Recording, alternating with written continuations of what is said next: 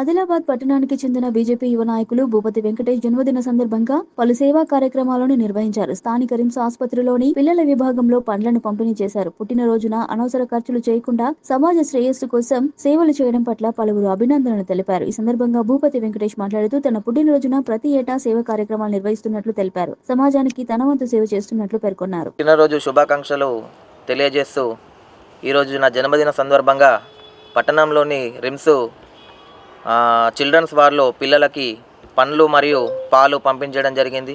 ప్రతి పుట్టినరోజు సందర్భంగానే ప్రతి సంవత్సరం ఇలాగే జరుపుకోవడం నాకు ఎంతో ఆనందకరాన్ని ఇస్తుంది.